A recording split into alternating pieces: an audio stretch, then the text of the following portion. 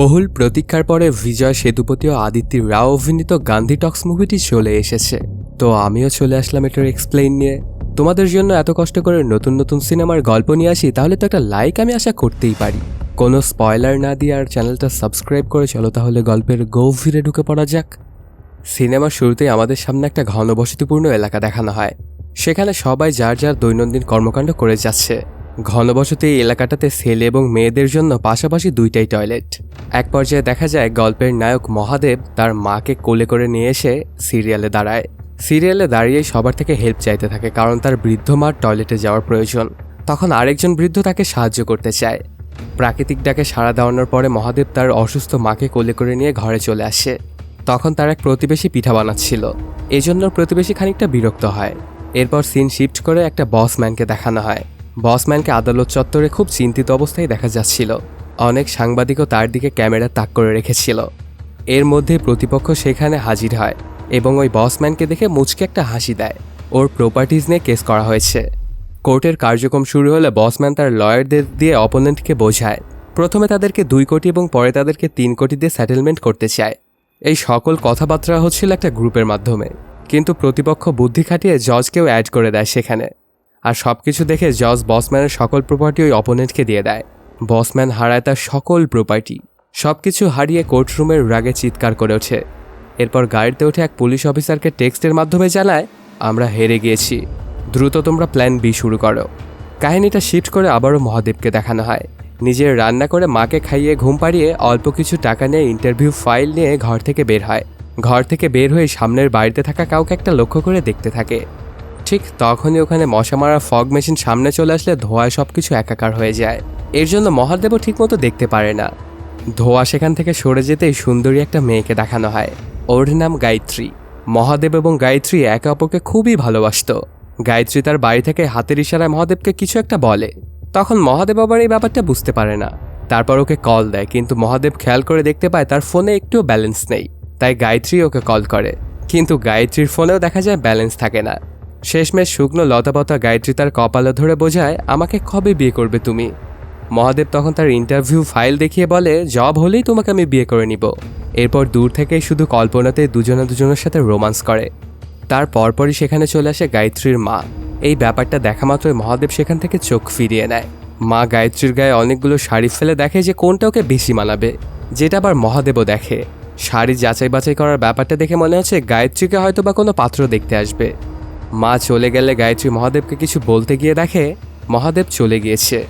মহাদেব ইন্টারভিউতে যাওয়ার জন্য বাসের একদম সামনের সিটেই বসে। একসময় মহাদেবের চোখ যায় একটা চোরের দিকে। চোর একজনের ব্যাগ থেকে মানি ব্যাগ চুরি করলে সেটা আবার মহাদেব দেখে ফেলে। মহাদেব যে আবার চোরকে দেখে ফেলেছে এটা চোরও বুঝতে পারে। মহাদেবের প্রেসারে চোরকে মানি ব্যাগটা ফেরত দিতে হয়। এতে চোর খুবই ক্ষিপ্ত হয়ে যায় মহাদেবের ওপর। বাস থেকে নামতে থাকলে মহাদেব আবার পা বেঁধে দেয়। তখনই বাসটা আবার চালু করায় চোর আর মহাদেবকে কিছুই বলতে পারে না। বাস যেতে থাকলে মহাদেব শুধু কন্ট্রাক্টরকে দেখতে থাকে। কন্ট্রাক্টর পেছন থেকে ভাড়া নিয়ে আসতে থাকলে মহাদেব শুধু বারবার ওকে দেখছিল। বাসের ভাড়া দেওয়ার জন্য ওর কাছে পর্যাপ্ত পরিমাণ টাকাও ছিল না। এই জন্যই মহাদেব এরকম বাসের সামনে এসে বসে, যাতে গন্তব্য পৌঁছালে টাকা না দিয়ে সে নেমে যেতে পারে। আর এইটাই করে মহাদেব। তার পরপরই মহাদেব চলে আসে একটা সরকারি প্রতিষ্ঠানে ইন্টারভিউ দেওয়ার জন্য, যেখানে আগে তার বাবা জব করত। বাবা তো মারা গিয়েছে, তাই সেই পদে ইন্টারভিউ দিতে আসে মহাদেব। মহাদেবের আগেই আরও একজন চলে আসে এবং সে চায়ের মাধ্যমে টাকা দিয়ে ওই চাকরিটা আগেই পেয়ে যায়। ওনার ইন্টারভিউ শেষে সুন্দর করে বিদায় দিয়ে তারপর মহাদেবকে ভেতরে রাখা হয়। মহাদেব ভেতরে আসলে তাকেও চা দেওয়া হয়, কিন্তু মহাদেব চা না খেয়েই সামনে এগিয়ে দেয়। তারপর আবারও মহাদেবের দিকে এগিয়ে দিলে সে চাটা খায়। এতে ইন্টারভিউ বোর্ড তো মহাদেবের ওপর প্রচণ্ড রেগে যায়। ওর চাকরিটা অন হোল্ডে রেখে ফাইলটা ওর মুখের ওপরে ছুঁড়ে মারে। তারপর ওকে রুম থেকে বের করে দেয়। মহাদেবের ইন্টারভিউ শেষ হওয়ার পরপরই আরেকজন ঢুকলে মহাদেব জানালা দিয়ে দেখতে থাকে যে আসলে ভেতরে হচ্ছেটা কি। নতুন জনকেও চা এগিয়ে দিলে চায়ের কাপে চা না খেয়ে পিরিজে খায়। তারপর টাকা দিয়ে নিজেকে সিলেক্ট করায়, যার পুরোটাই জানালার ফাঁক দিয়ে দেখছিল মহাদেব। ইন্টারভিউ শেষে লোকটি বাহিরে আসলে মহাদেব তাকে ধরে। লোকটি যখন মহাদেবের হাতে কলম দিয়ে লিখে দেয় যে 50,000 টাকা দিয়ে সে চাকরিটা পেয়েছে, তখন মহাদেবের আর বুঝতে বাকি থাকে না যে ঘুষের মাধ্যমে এখানে চাকরি পাওয়া সম্ভব। কিন্তু সে তো আর ঘুষ দিয়ে চাকরি নেবে না। ঘুষ দেওয়ার মতো একটা টাকাও তার কাছে নেই। তাই মন খারাপ করে একটা জায়গায় গিয়ে বসে থাকে মহাদেব।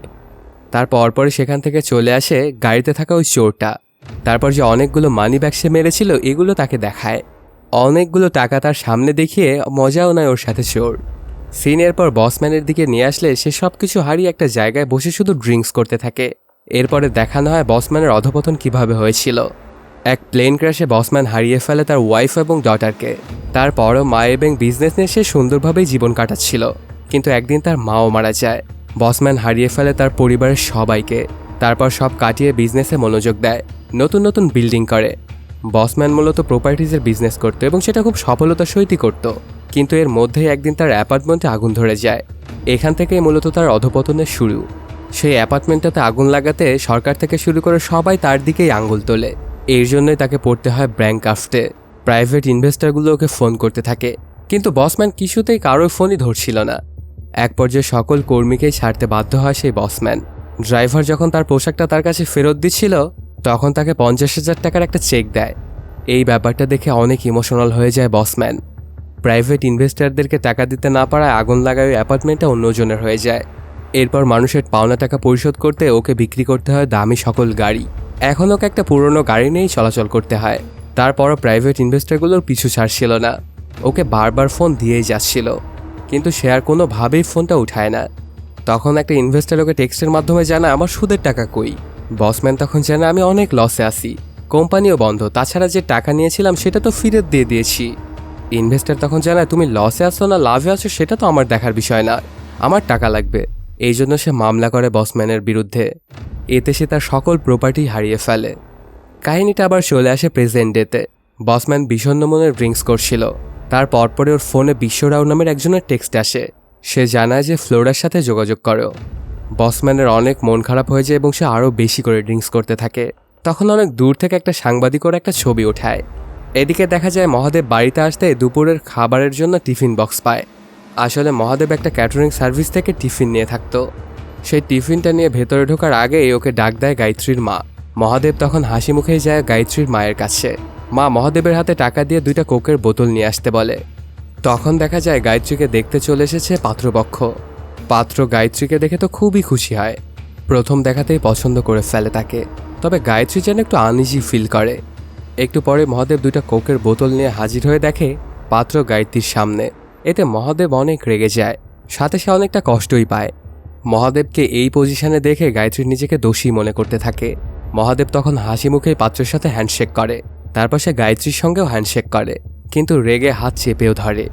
ঠিক তখনই গায়ত্রীর মা সেখানে চলে আসে আর মহাদেবকে নিয়ে গিয়ে বাইরে গিয়ে দরজা আটকিয়ে দেয়। মহাদেব চুপচাপ টিফিন বক্স নিয়ে তার রুমে আসে। টিফিন বক্সটা খুললে একটা চিরকুট পায়। চিরকুটে লেখা ছিল খাবারটা কেমন হয়েছে জানিও। মহাদেব মাকে সঙ্গে নিয়েই খাবারটা খায়। খাবার খাওয়া শেষে চিরকুটে লেখে খাবার খুবই ভালো ছিল। সেই সময় ক্যাটারিংয়ের লোক টিফিন বক্স নিতে আসলে মহাদেব দিতে গিয়ে গায়ত্রীকে দেখে ভেতরে যায়। পাত্রপক্ষ পাত্রীকে দেখে তারপর বিদায় জানিয়ে সেখান থেকে চলে যায়। অন্যদিকে বসম্যান খেয়াল করে দেখতে পায় তাকে ওই সাংবাদিকটা ফলো করছে। তাই গাড়ি ব্যাক গিয়ারে দিয়ে দ্রুত এগিয়ে যেতে থাকে। সাংবাদিক এইটার ভিডিও করে। বসম্যান গিয়ে একটা বারের সামনে গাড়িটা থামায়। উল্টোভাবে গাড়ি চালানোয় বসম্যানের কাছে ট্রাফিক পুলিশ আসলে বসম্যান টাকা দিয়ে তাকে সামলায়, যেইটারও ছবি তোলে সাংবাদিক। এরপর টাকা দিয়ে বারে এসে সকল ড্রিঙ্কস কিনে ফেলে বসম্যান। এই ব্যাপারটাতে তো দোকানদার মহা খুশি। সেদিন রাত্রেবেলাতেই মহাদেব একটা ফ্যামিলি প্রোগ্রামে নিজেকে গড সাজিয়ে স্ট্যাচু হয়ে দাঁড়িয়ে থাকে। যেহেতু জব নেই, চলতে তো হবে, তাই মহাদেব এমনটা পার্ট টাইম হিসেবে করত। স্ট্যাচু হয়ে থাকলে দুষ্ট একটা ছেলে মহাদেবের দিকে আইসক্রিম ছুঁড়ে মারে। এতে মহাদেবের মুখে আইসক্রিম লেগে গেলে প্রোগ্রামে উপস্থিত বসম্যান টিস্যু দিয়ে এইসবগুলো মুছে দেয়। এরপর সবাইকে দিয়ে মহাদেবের এরকম সাজসজ্জার জন্য তালিও দিয়ে নেয়, কিন্তু মহাদেবের চোখ যেন লজ্জায় লাল হয়ে যায়। টাকা নিয়ে বাড়ি ফেরার পথে কিছু টাকা হাত থেকে পড়ে যায়। ঠিক তখনই সেদিক দিয়ে যায় বসম্যানের গাড়ি। ওর গাড়ির চাকাগুলো ওই টাকার উপর দিয়েই যায়। সেটাতে একটা টাকা ছিঁড়ে যায়, তাই ওই গাড়িটার পিছু পিছু ছুটতে থাকে মহাদেব। কিন্তু ততক্ষণে বসম্যান তার বাংলোতে ঢুকে যায়। এর জন্য টাকাটা আর পাল্টে নিতে পারেন না মহাদেব। সেখান থেকে মন খারাপ করে বাড়িতে এসে দেখে ওর মা খুবই অসুস্থ হয়ে পড়েছে আর গায়ত্রী ডাক্তার নিয়ে এসেছে। মহাদেব তার মায়ের কাছে বসতেই গায়ত্রী ওর হাতটা ধরে, কিন্তু মহাদেব তখন গায়ত্রীর হাতটা দূরে ঠেলে দেয় আর তার মায়ের হাত ধরে। সকালে ঘটে যাওয়া ব্যাপারটার জন্য মহাদেব এখনও রেগে আছে। ডাক্তারের প্রেসক্রিপশন লেখা শেষ হলে মহাদেব ডাক্তারকে এগিয়ে দিয়ে ঘরে ঢুকতেই গায়ত্রী মহাদেবের কাছে এসে বোঝায় আমি শুধু তোমাকেই ভালোবাসি, আর এটা বলে জড়িয়েও ধরে। অনেক করে কাকুতি মিনতি করতে থাকে মহাদেবকে যে ওতে ওর কোনো ভুল ছিল না, ওর মাই ওই পাত্রপক্ষকে নিয়ে এসেছিল ওর বাড়িতে। কিন্তু মহাদেব কিছুই বলে না, শুধু চুপচাপ থাকে। কিছুক্ষণ এভাবে কাটার পরে মহাদেব ওকে বের করে দেয় ঘর থেকে আর দরজাটা আটকিয়ে দেয়। এরপর টিফিন বক্স খুলতে চিরকুটের লেখা দেখে মহাদেবের মন আরও খারাপ হয়ে যায়। ক্যাটারিংয়ের লোক টাকা চাইছিল মহাদেবের কাছে। এদিকে মায়ের ঔষধও কিনতে হবে, টাকাও তার হাতে খুব একটা বেশি নেই। তাই চিন্তায় টিফিন বক্সের টাকা, প্রেসক্রিপশন, চিরকুট রেখে না খেয়েই ঘুমিয়ে পড়ে। মাঝরাতে হঠাৎই দরজায় কেউ একজন নক দেয়। এতে মহাদেবের ঘুমটা ভেঙে যায়। নকটা আসলে গায়ত্রী করেছিল। তারপর দরজার নিচের ফাঁকা জায়গা দিয়ে পাত্রের ছবিতে ক্রস মেরে মহাদেবের কাছে পাঠায়। পেছনে আবার পাত্রের সব ডিটেলসও দেয়। সেখানে আবার স্পেশালভাবে মেনশন করে পাত্রের বেতন 30,000 টাকা। মূলত বোঝা যে 30,000 বেতন পায়, তবুও তাকে রিজেক্ট করেছি। পরদিন সকালবেলাতেই ওদের এলাকায় নির্বাচনী প্রচারণা চালাতে আসে এক নেতার সাথে আবার নির্বাচনী প্রচারণা থাকে সেই চোরও। নেতা মহাদেবের কাছে আসলে মহাদেব মার্কায় টাকার অ্যামাউন্ট দেখিয়ে বোঝায়, এই টাকা দাও তাহলেই ভোট দেব। এতে নেতা খুবই তুচ্ছ তাচ্ছিল্য করে মহাদেবকে। মহাদেব সব বিষয় নিয়েই ভাবে। গায়ত্রীকে বিয়ে করতে হবে, মায়ের চিকিৎসা করাতে হবে, ক্যাটারিংয়ের টাকাও দিতে হবে, চাকরিও তাকে পেতেই হবে। এসবের মধ্যে সে ওই চোরটাকে নিয়েও ভাবে। চোর চুরি করে কত আরামেই না জীবনটা কাটাচ্ছে। তখন সে সিদ্ধান্ত নেয় বসম্যানের বাড়িতে সে ডাকাতি করবে। তাই একটা কাগজে মহাদেব তার পুরো গোলটা ঠিক করে। ডাকাতির জন্য ধারালো অস্ত্র দরকার। তাই মহাদেব একটা বাজারে আসে ধারালো অস্ত্র কেনার জন্য। সেই একই বাজারে বসম্যানও কিছু জিনিস কেনে। এই ব্যাপারগুলো আবার দেখে নেয় মহাদেব ধারালো অস্ত্র কিনতে গিয়ে দাম দেখে সবচেয়ে ছোটটাই কেনে। এরপর বসম্যানের সব কেনা শেষ হলে গাড়িতে উঠতেই মানিব্যাগটা পড়ে যায়। সেটা দূর থেকে দেখে মহাদেব। বসম্যান গাড়িটা নিয়ে চলে যেতেই মহাদেব মানিব্যাগের কাছে আসে। মহাদেব মাটি থেকে মানিব্যাগটা উঠানোর জন্য কাপড় ফেলে দেয়, ধারালো অস্ত্রটাও ফেলে দেয়। কিন্তু মহাদেব মাটি থেকে মানিব্যাগটা তোলার আগে বসম্যান গাড়ি নিয়ে এসে মহাদেবকে ধাক্কা দিয়ে মানিব্যাগ তুলে নিয়েই চলে যায়। মহাদেব সেগুলো শুধু চেয়ে চেয়ে দেখছিল। তার পরপরই সেখানে চোরটা এসে মহাদেবকে আবারও আন্ডার এস্টিমেট করেই চলে যায়। চোরের এমন লাইফস্টাইল মহাদেবকে আবার দ্বিতীয়বারের মতো ভাবায়। রাতে বাড়িতে ফিরলে পাশের বাসার রুমের দেওয়ালে বসম্যানের ছবি দেখে মহাদেব যেন চমকে যায়। মহাদেবের পাশের বাসাতেই থাকতো বসম্যানের সেই ড্রাইভার, যিনি বসম্যানের ক্রাইসিসে 50,000 টাকার চেক দিয়েছিল। ড্রাইভারের থ্রুতে দেখানো হয় বসম্যানের অ্যাপার্টমেন্টে আসলে আগুন কে লাগিয়েছিল। আগুন আসলে 2টা কর্মচারী লাগিয়েছিল। এমনকি কেউ একজন তাদেরকে থ্রেট দিয়ে এই কাজ করিয়েছিল। বসম্যান এই ব্যাপারটা জানতে পেরে দুজনকে ডেকে খুব মারে, পুলিশেও দিতে চায়। কিন্তু তাদের মায়েদের জন্য বসম্যান তাদেরকে পুলিশে না দিয়ে ছেড়ে দেয়। তারপরে যে বসম্যানের সাথে কি হয়েছিল সেগুলো সব কিছুই আমাদের জানা। পরের দিন সকালে মহাদেব টিফিন বক্সটা খুললে একটা চিরকুট দেখতে পায়। সেই চিরকুটে লেখা ছিল, তোমাকে খাওয়ানোর চেয়ে একটা কুকুরকে খাওয়ানো বেশি ভালো। টাকা পয়সা দাও না, আবার তুমি খাবার খাও। এই চিরকুটটা দেখে মহাদেব নিচে এসে দেখে তার খাবারটা কুকুরকে দেওয়া হয়েছে। কুকুরই তার খাবারটা খাচ্ছে। এই ব্যাপারটা দেখে মহাদেব অনেক কষ্ট পেয়ে যায়। তারপর মন খারাপ করে রুমে যাওয়ার সময় একজনের খাবার চুরি করে মা ছেলে দুজন মিলে খায়। এই ব্যাপারটা আবার জানালা দিয়ে দেখে মহাদেব যার খাবারটা চুরি করেছিল সেই লোক। দেখেও কেন জানি কিছুই বলে না। খাবার খাওয়া শেষ করার পরেই সেটা রাখার জন্য বাইরে আসতে গায়ত্রীকে দেখতে পায় মহাদেব। গায়ত্রী ভালো করে খেয়াল করে দেখতে পায় মহাদেব ইশারা করে গায়ত্রীকে নিচে নামতে বলছে। গায়ত্রী তখন খুশি মনে নিচে নামে। তখন মহাদেব তার ছবি গায়ত্রীর হাতে দেয়। সেটাতে লেখা ছিল, আমার স্যালারি হবে 50,000। ছবি দিয়েই মহাদেব চলে গেলে গায়ত্রী খুশিই হয়। মহাদেব ওর ছবিটা বের করার সময় একটা কাগজে নিচে পড়ে গিয়েছিল। সেটার দিকে গায়ত্রীর লক্ষ্য যেতেই গায়ত্রী মাটি থেকে ওঠায়। তারপর যেটা দেখতে পায় সেটা গায়ত্রীকে অবাক করে দেয়। কাগজটি আসলে সেই কাগজ ছিল যেটাতে আসলে মহাদেব প্ল্যান করেছিল। প্রথমে বসম্যানের বাড়িতে ডাকাতি করবে, তারপর জব নেবে, মাকে চিকিৎসা করাবে, গায়ত্রীকে বিয়ে করবে। এই লেখাগুলো দেখে মহাদেবের জন্য বেশ চিন্তাতেই পড়ে যায় গায়ত্রী। কি করবে কিছুই বুঝে উঠতে পারছিল না। এদিকে মহাদেব বসম্যানের বাড়ির বাহিরে এসে ছেঁড়া টাকার ভেতর দিয়ে চোখ রেখে বসম্যানের বাহিরে আসার জন্য অপেক্ষা করতে থাকে। বসম্যান বাড়িতে আসার আগে কেউ একজন এসে ওর দরজায় নোটিশ লাগিয়ে দিয়ে যায়। কিছুক্ষণ পরেই বসম্যান বাড়িতে চলে আসে। তারপর এসেই প্রথমে ওই নোটিশটাই দেখতে পায়। নোটিশটাতে উল্লেখ থাকে, এইটাই ফাইনাল ওয়ার্নিং, যদি 48 ঘন্টার মধ্যে সব প্রাইভেট ইনভেস্টরদের টাকা না দিতে পারো তাহলে এই বাংলোটাও নিলামে উঠবে। বসম্যান তখন দরজা থেকে নোটিশটা উঠিয়ে ছিঁড়ে ফেলে। এরপর গাড়ি নিয়ে ভেতরে প্রবেশ করে। আর এই সুযোগটা ব্যবহার করেই মহাদেবও বসম্যানের বাড়িতে ঢুকে পড়ে। মহাদেব বসম্যানের বাড়ির ভেতরে ঢুকতেই বসম্যানের পুলিশ বন্ধু বিশ্বরাও গাড়ি নিয়ে আসে। বিশ্বরাও যখন ভেতরে প্রবেশ করে তখন আড়ালে লুকিয়ে পড়ে মহাদেব। বিশ্বরাও এসেই বসম্যানকে একটা নিউজ কাটিং দেখায়, যেখানে উল্লেখ থাকে বসম্যান অ্যালকোহলিক হয়ে উঠছে। বসম্যান জানায় ওইটা কোনো ব্যাপার নয়। তারপর সুটকেস থেকে কিছু টাকা বের করে বিশ্বরাওকে কিছু একটা করতে বলে। এই সকল কিছু আবার দেখে নেয় মহাদেব। বিশ্বরাও সেখান থেকে চলে গেলে বসম্যান চলে আসে তার অফিস কক্ষে। সেখানে তার জন্য রাখা বার্গারটা ওর একদমই পছন্দ হয় না, এর জন্য ওটা ছুঁড়ে ফেলে দেয়। সেইটা আবার মহাদেবের চোখের সামনে এসে পড়ে। মহাদেবের খাবার দেখে লোভ হয়, কিন্তু মাঝে কাচের দেওয়াল থাকায় নিতে পারে না। বসম্যান এরপর সুটকেস থেকে টাকা বের করে তার মেইডকে ডাকে, তারপর ওকে অনেকগুলো টাকা দিয়ে বিদায় করে দেয় একেবারে। যা চুপচাপ দেখে মহাদেব। সেখান থেকে বসম্যান বাইরে আসলে দৌড়ে মহাদেব চলে আসে ওর গাড়ির কাছে এবং সেখানে লুকিয়ে পড়ে। বসম্যান গাড়িতে এসে গাড়িটা স্টার্ট দেয়। অন্যদিকে ওই চোরটা নেতার বাড়িতে খুব আরামে দিন কাটাচ্ছিল। নেতা চোরকে ডেকে একটা লিস্ট ধরিয়ে দেয়, যাদের থেকে নির্বাচনের টাকা সে নেবে। একটা ক্লাবের ওনারের থেকে টাকা নিয়ে আসার দায়িত্ব দেয় ওই চোরটাকে। অন্যদিকে বিশ্বরাও মর্গে এসে টাকার বিনিময়ে একজনের লাশ নিয়ে যায়। বসম্যান মর্গ থেকে এই আগন্তুকের লাশটা সরানোর জন্য ওকে টাকাটা দিয়েছিল। এর মধ্যেই বসম্যান চলে আসে ওই ক্লাবে, যেই ক্লাবটাতে চোরটাও এসেছিল। বসম্যান গাড়িটা থেকে নামার পরে সেখান থেকে নেমে আসে মহাদেবও এবং ওর পিছু পিছু ক্লাবের মধ্যে ঢোকে।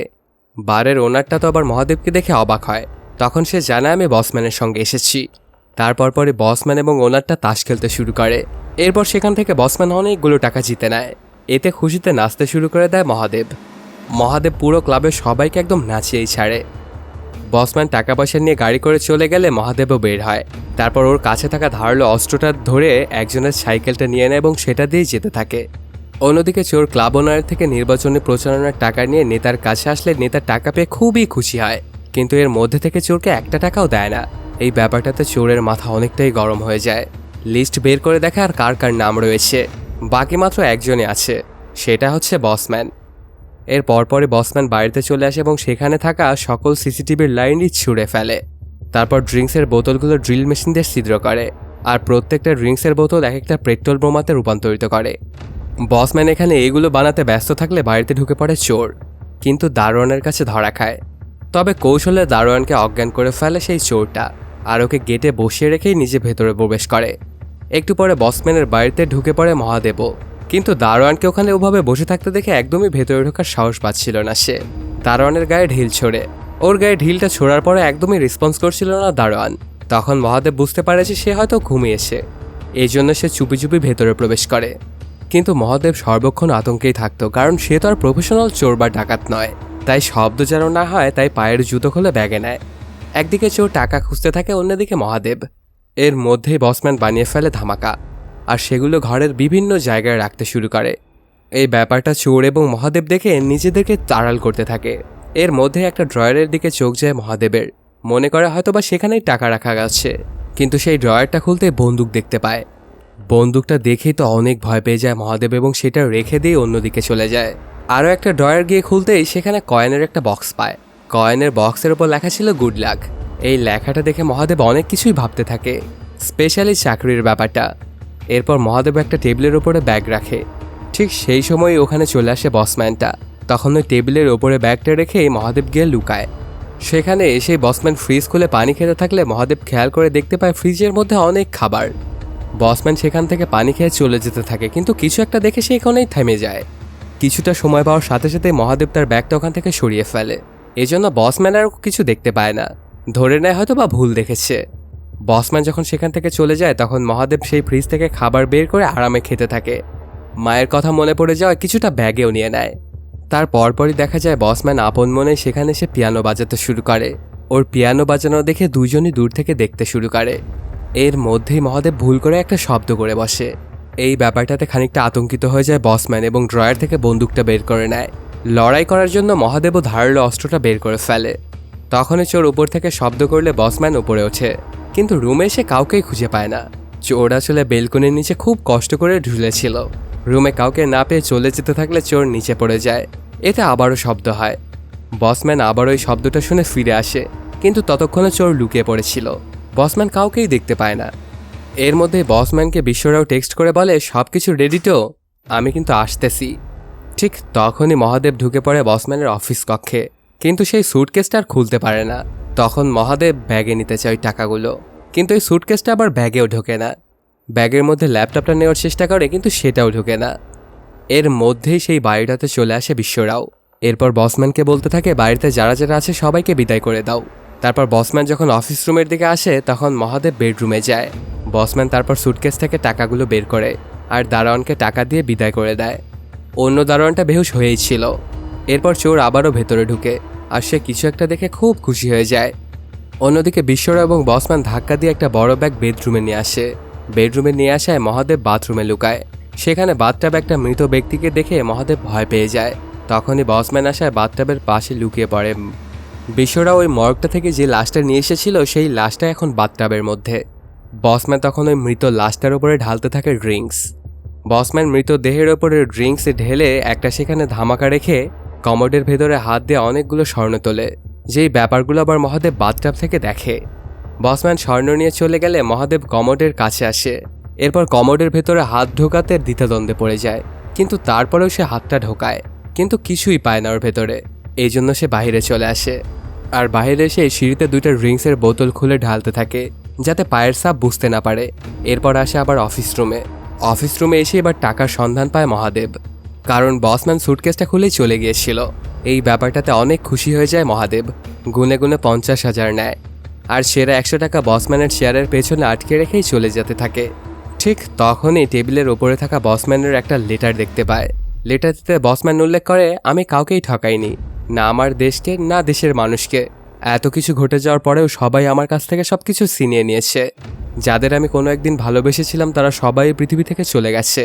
এখন তাদের কাছে যাওয়ার পালা আমার প্রপার্টিসগুলোকে আমি দিয়ে দিলাম, কিন্তু আমার এই ঘর আমি কাউকে দেব না। বিদায়। এই লেটারটা পড়ে খুবই ইমোশনাল হয়ে যায় মহাদেব। অন্যদিকে বসম্যানকেও ইমোশনাল হতে দেখা যায়। অনেক ইমোশনাল হয়ে সবার ছবিগুলো খুলতে থাকে দেওয়াল থেকে। এর মধ্যে মহাদেব বাড়ি থেকে বের হয়ে যায়। বিশ্বরাও তখন এই লেটারটা নিয়ে চলে আসে বসম্যানের কাছে, আর নিজে হাতে লেটারের কোনাগুলো পড়াতে থাকে। এতেই তাদের প্ল্যান বিটা সামনে চলে আসে। তাদের প্ল্যান বি হচ্ছে এই পুরো বাড়ির সাথে সাথে দুনিয়ার সামনে বসম্যানকে পুড়িয়ে ফেলবে। এই জন্য এই চিঠিটা। আর যে আগন্তুকের লাশটা বাড়িতে নিয়ে এসেছিল সেটা সবার সামনে উপস্থাপন করবে। এটাই হচ্ছে বসম্যানের গলিত লাশ, এটাই হচ্ছে বসম্যানের পুড়ে যাওয়া লাশ। এটাই হলো তাদের প্ল্যান বি। মহাদেবের মধ্যেই চলে আসে বাড়িতে। এসে কোথায় লুকাবে তার হদিস পায় না। তখনই তার রুমে চলে আসে গায়ত্রী রুমে প্রবেশ করতে মহাদেব টাকাগুলো লুকিয়ে ফেলে। এই ব্যাপারগুলো তো আবার গায়ত্রী আগে থেকেই জানতো। মহাদেব যে কী প্ল্যান করে কী করেছে এগুলো সব কিছু তো গায়ত্রী আগে থেকেই জানতো যে ওর প্ল্যান কী ছিল। তার পরপরই গায়ত্রী ওর সামনে ওর ডাকাতি করার ওই প্ল্যানটা ছুঁড়ে মারে। এরপর ব্যাগ থেকে বের করতে থাকে যে যা কিছু সে নিয়ে এসেছিল। মহাদেবের কাছ থেকে এমন কিছুই সে এক্সপেক্ট করেনি, তাই তার উপরে রেগে যায় গায়ত্রী। সাথে সব কিছু ফেরত দিয়ে আসতেও বলে, কিন্তু মহাদেব কিছুতেই সেগুলোর কোনোটাই ফেরত দিতে রাজি হয় না। তখনই গায়ত্রী দেয়ালে লাগানো মহাদেবের সকল স্বপ্নগুলো ছিঁড়ে ফেলে। নিচে মহাদেব গায়ত্রীকে বিদায় জানালে সেটা আবার দেখে ফেলে গায়ত্রীর মা। গায়ত্রী তারপর মায়ের কাছে এসে অনেক ইমোশনাল হয়ে ওকে দেখাতে থাকে মহাদেবের প্ল্যান। এই ব্যাপারগুলো দেখে মা মেয়ে তো আরও বেশি ইমোশনাল হয়ে যায়। অন্যদিকে বসম্যান গুরুত্বপূর্ণ ডকুমেন্টসগুলো পেন ড্রাইভে পার করে নেয়। শেষবারের মতো অনুভব করে সকল স্মৃতি। একটু পরে ওই চোরটা বাসার ভেতরে আবারও প্রবেশ করে। সে বাড়ির মধ্যে ঢুকতেই একটু পরে ড্রিঙ্কসের বোতলগুলোতে শুধু মোমবাতি জ্বালাতে দেখে। আসলে মোমবাতিগুলো দিয়েই এই ধামাকাগুলো বানিয়েছিল বসম্যান। মোমবাতির আলো নিভে যাওয়ার সাথে সাথেই পুরো বাড়িতে হয়ে যাবে ধামাকা। কিন্তু চোর তো এই ব্যাপারটা বুঝতে পারে না, তাই একটা রুমে গিয়ে ঢুকে পড়ে কিছুর সন্ধানে। চোর রুমে ঢুকতেই সেই রুমে ঢুকে বসম্যানও। এতে চোর একটা টেবিলের নিচে লুকিয়ে পড়ে। সেই টেবিলের ভেতরে বসম্যান লুকিয়ে রেখেছিল অনেকগুলো স্বর্ণের বার। চোর কিছুই বুঝে উঠতে পারে না, তবে আত্মরক্ষার জন্য ছুরি বের করে, কিন্তু বসম্যানের হাতে বন্দুক দেখে চুপসে যায়। বসম্যান সকল স্বর্ণের বারগুলো ওই ব্যাগটায় ভরে, যেটার মধ্যে করে আগন্তুকের লাশ নিয়ে এসেছিল বিশ্বজিৎ। সবগুলো স্বর্ণ ব্যাগে ভরে রুম থেকে বের হলে রুমের লকারটা ভেঙে যায়। এতেও বসম্যান কিছুই মনে করে না, নিচে নেমে আসে।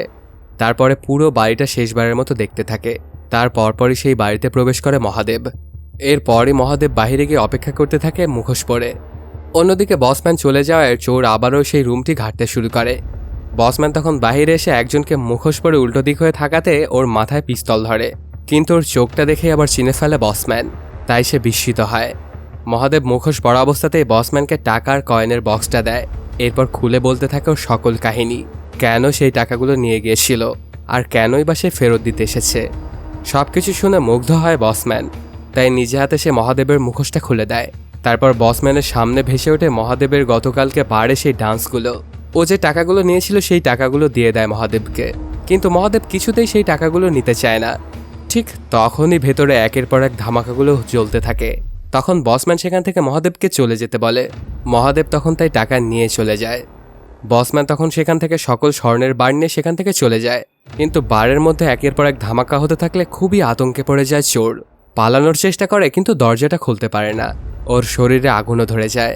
এরপর দরজাগুলো ভেঙেই সে বাইরে বের হয় আর গড়াগড়ি করে আগুনটা নিভিয়ে ফেলে।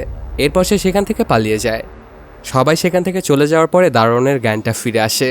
পুরো বাড়িটা জ্বলন্ত অবস্থায় দেখে দারোয়ান মাথায় হাত দেয়। অন্যদিকে রাত্রেবেলাতেই মহাদেব সাইকেলটা নিয়ে চলে আসে ওই বাড়িতে, যাকে ভয় দেখে সে সাইকেলটা নিয়েছিল। মহাদেবের আশা দেখে এবার সে খুবই ভয় পেয়ে যায়। তবে মহাদেব এবার তো তাকে সাইকেলটা দেয়ই, সাথে 50,000 টাকাও তাকে দেয়। এই ব্যাপারটিতে লোকটি তো অনেক খুশি হয়ে যায়। পরদিন সকালবেলাতেই বসম্যানের সেই বাড়িতে চলে আসে পুলিশ এবং সাংবাদিকরা। বিশ্বরাও তার পকেট থেকে বের করে বসম্যানের বানানো সেই স্টেটমেন্ট। আগুন থেকে লাশটা সেখান থেকে নিয়ে গিয়ে বসম্যানের নামে চালিয়ে দেওয়া হয়, কিন্তু সাংবাদিকদের কিছু একটা রহস্য মনে হয়। বাড়িতে অর্ধপোড়া বসম্যানের একজনের ছবি দেখে সন্দেহ জাগে। অন্যদিকে মহাদেব সকাল সকাল চলে আসে অ্যান্টি কারাপশনের অফিসে। মামলা করে সে ঘুষখোর সরকারি কর্মকর্তাদের নামে। এরপর কয়েকদিন কেটে যায়। মহাদেব নগরের পরিচ্ছন্নতা কর্মী হিসেবে কাজ পায়। যখন সে রাস্তা পরিষ্কার করছিল তখন ওর সামনে চলে আসে একটা পেপার কাটিং। মহাদেব সেই পেপার কাটিংটা দেওয়ালে লাগাতেই দেখতে পায় ঘুষখোর সরকারি কর্মকর্তাকে পুলিশ ধরে ফেলেছে।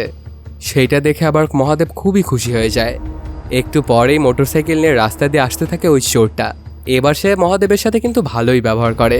তখন মহাদেবও চোরের সাথে ভালো ব্যবহারই করে। মহাদেব গায়ত্রীকেই বিয়ে করেছে। মহাদেব যখন কাজ করছিল তখন ওর বউ এবং মা একসঙ্গে ভাত নিয়ে আসে ওর জন্য। আর খুব সুন্দর একটা হ্যাপি এন্ডিংয়ের মাধ্যমে শেষ হয় এই সিনেমাটি। তো বন্ধুরা, কেমন লাগলো আজকের এই এক্সপ্লেনটি জানাতে কমেন্ট করো। আর যদি এখনও চ্যানেলটি সাবস্ক্রাইব না করে থাকো তাড়াতাড়ি সাবস্ক্রাইব করে নাও। দেখা হচ্ছে নতুন কোনো ভিডিওতে। Till then, সায়োনারা।